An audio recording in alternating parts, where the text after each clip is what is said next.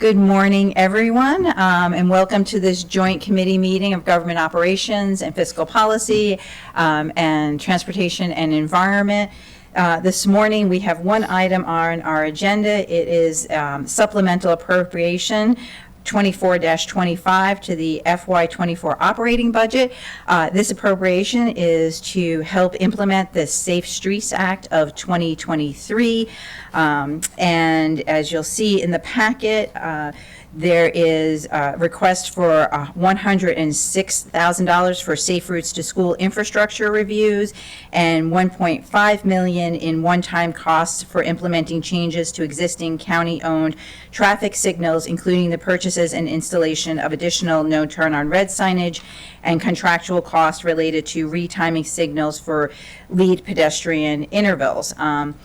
And so with that today, I want to thank everyone and Mr. Kenny for putting together the packet. And I just want to say in opening remarks to, again, thank everyone for the passage of the Safe Streets Act in 2023. I think the events last week in Riverdale, unfortunately, of the two students who were hit, just emphasizes the importance of doing this work and making sure that we do it in a way that prevents crashes and the unfortunate deaths of the young people that we saw right before the Thanksgiving holiday. Before I turn it over to Mr. Kenny, I want to ask if the co-chair, Council President Glass, would like to say a few words.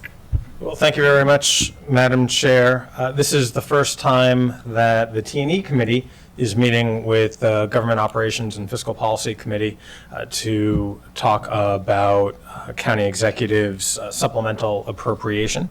And so I know that the GO Committee has had a number of other work sessions and hearings on other supplementals, but I'm glad that this is our first conversation, and I'm delighted that the county executive has moved so swiftly after the passage of the Safe Streets Act to make sure that it is implemented and it has the money behind the motivation to make sure that our streets are safe for everybody. And so looking forward to this conversation to see how dollars are allocated to make sure that our streets are safe. And so thank you very much, Madam Chair. Thank you. Any other opening remarks from other council members? No? And I will note that Councilmember Balcom is on Zoom with us today. All right, Mr. Kenny, do you want to walk us through this? Sure. It's pretty simple. I don't have a whole lot for you, but this is a supplemental appropriation that came over from the county executive on September 27th. In total, it has a fiscal impact of $1,606,000 for this fiscal year. The vast majority of that, $1.5 million, is one-time costs for changing existing county-owned traffic signals, purchasing and installing no turn on red signage, and contractual costs related to retiming signals for lead pedestrian interval. The fiscal impact for future years is fairly minimal. We project an annualized cost of $212,000 per year beginning in FY25. That is related to the Safe Routes to School infrastructure reviews, which will be ongoing in a level of effort. That's all I have. Thank you. Does anyone have any questions? Yeah, Council President. I do. Thank you, Madam Chair. Mr. Kenny, thank you for this information. I'm just curious, within the breakdown that we have, there's the $1.5 million for implementing the changes, which is essentially adding the no turn on red signs and others. And then there's an additional nearly $600,000, or actually $106,000 for the infrastructure reviews. Do you know, has MCDOT, and I see Mr. Holland here, I don't know if he maybe wants to come up, if he's prepared to provide some information about the breakdown there, just trying to figure out $1.5 million for new signage. Can you break that down a little bit more? And then also with the $106,000 for the infrastructure reviews, how many reviews might that be able to fund? Initially, when we worked with the GEO committee, we identified about 156 signalized intersections that would be required to be reviewed, and adding the no turn on red signage, as well as adding the leading pedestrian intervals, which is adding 3 to 7 seconds additionally before the cars can enter the intersection. So we'll review those. We're looking north, actually, after we've done the further reviews. We keep going deeper into the data, looking more at some of the expansions in the bill that were added at the last county council session. We're looking north of 200 signalized intersections, give or take. And then some of these intersections may already have no turn on red, but we still have to review. And some of them may have like partial, where maybe the side roads have no turn on reds. We still would have to add the signs to the main route. Those all have to be looked at. So that 1.5 million largely allows MCDOT to have contractual support to, one, pay to get the signs installed, which also includes the maintenance of traffic to get the signs up and on the poles, as well as contractual support to help do all the retimings, because that could be, if we use it with existing staff, we're looking at a potentially 5 to 10 year cycle. This allows us to really accelerate that cycle to a couple of years. So that's the 1.5 million for the signal work. Then the $168,000 for the remainder of this fiscal year is to start the reviews for the Safe Routes to School piece. We assumed potentially 80 reviews each calendar year.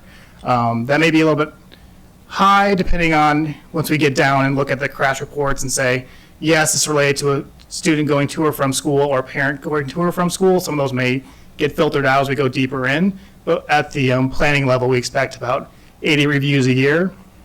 And so the supplemental there is to help augment existing staff to do those reviews. Very helpful. Thank you for breaking that all down. As I noted a few minutes ago, thank you for having this supplemental ready to further implement as quickly as possible this legislation, and look forward to continuing to work with you and all our colleagues to get this done. So thank you, Madam Chair. Great, thank you. Before I go to Councilmember Balcom, just as a follow-up question, Mr. Holland, how quickly do you think the work can begin?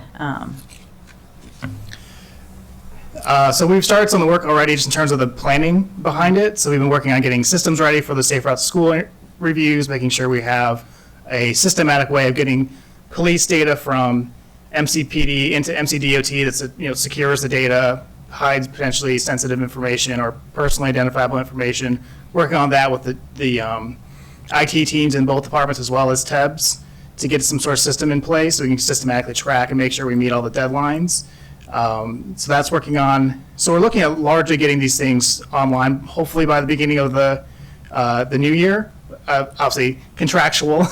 Sometimes getting things, the money you can't get out as fast as we can get it into the system. But our goal is once we get the funds into the system, we can start the procurement and contracting process immediately. Excellent. Councilmember Balcom. Thank you, and I agree with my colleagues. Thank you for getting this moved so quickly. The question I have, so we currently know where all of the no write-down reds are going to be, and so you have that information now?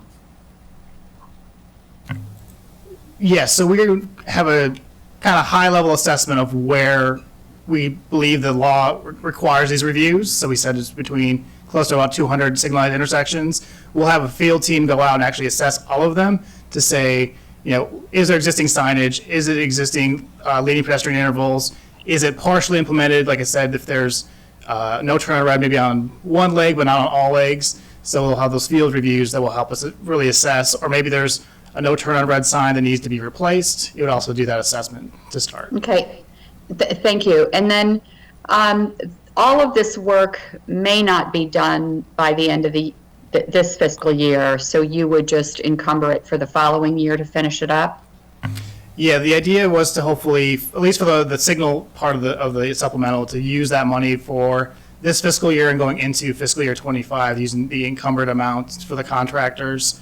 And then basically once we get through to 25, we get ready for the fiscal year 26 budget, we'll have a good idea of what's been done and how much has been costing us based on comparing our planning level estimates to when we get in the field, how much it's actually costing us, and whether or not we'll have to come back for additional funding to finish the project, or if it can be done within existing funds during the fiscal year 26 budget deliberations. Okay, thank you. And then for the audits, the amount requested for this year and the annualized amount, that's just to do the audit. It doesn't include any physical changes to the intersections. Is that correct? That is correct. This is just to go out and do the audits. There'd be a much higher number to do all of the, I can give you that number, but it's a lot of zeros behind it. Sure, and that will depend on what needs to happen. And I'm assuming that once these audits once you do the audits and look at what physical changes need to be made to the intersections, will those changes be absorbed in existing budgets, and then you'll ask for supplementals as you go along? Or how will that funding be included in DOT's budget? Well, I don't want to speak for DOT's budgets since they're not here and they can't kick me under the table. So, but in general, just to kind of talk about how we do our Safe Routes to School walk audits currently, we have kind of our, when we do the audit, we do a short-term, medium-term, and long-term fixes we like to see in the school watershed. So short-term, usually we can do those pretty quickly, maybe signage, marking, things we can do within existing resources. But if there's a recommendation that's more medium to long-term, then it's got to be scheduled. So we kind of just go in the queue of projects. So if it's a new sidewalk project, we'd have to go into the queue. If it's a signal project, we'd have to go into the queue and just kind of get, when time and resources are available, just kind of come through the queues that way. Okay. All right. Thank you. Okay, thank you. Councilmember Katz? Thank you very much, Madam Chair. It says on here that it must install in all county and government-owned. Do any of the municipalities own their own traffic signals? Yes, so if you're in City of Rockville, if you're at like East Middle Lane, like where the Starbucks is, like that's a municipally controlled intersection. And would you be assessing any of that as well? We would not be assessing those because we don't own or maintain those signals. I believe we probably should be in contact with the municipalities to let them know we're doing this and to see whether they would assess it to make certain. I mean, if it's unsafe, it's unsafe regardless of who owns the traffic signal. So if we could do that, please. Yeah, and that's actually a good segue. We're actually reaching out to municipalities as well for the Safe Routes to School reviews because we are required to do a referral to that. So if we find a crash that's in the Rockville School watershed, it's on a municipal road, we'll refer that crash to the municipality. So we're also working on developing some reporting systems to like City of Gaithersburg, City of Rockville, Tacoma Park. Good. Thank you very much. Thank you, Madam Chair. Thank you.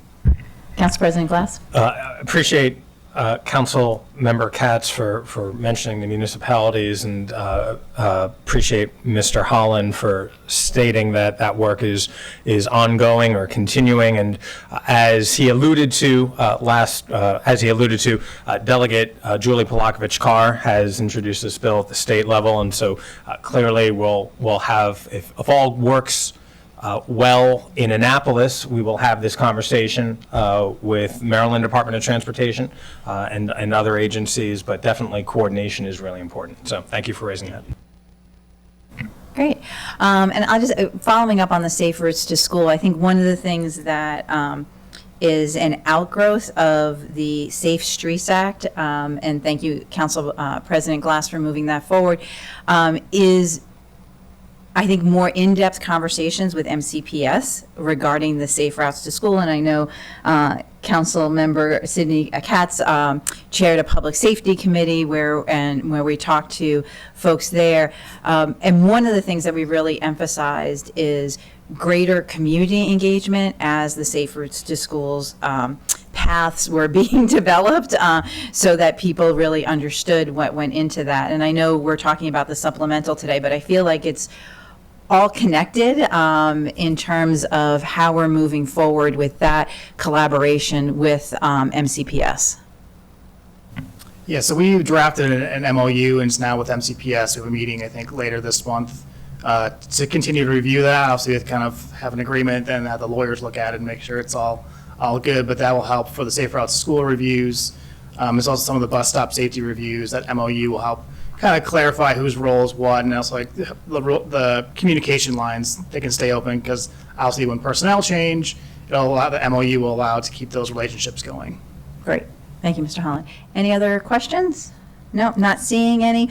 All those in favor of recommending approval of the supplemental to the full council, please raise your hand. And that is unanimous. And we are done with this joint session of the Government Operations and Fiscal Policy and Transportation and Environment Committees. Thank you, everyone, and we will see you back here later. Thank you, Mr. Holland. Thank you, Mr. Kenny.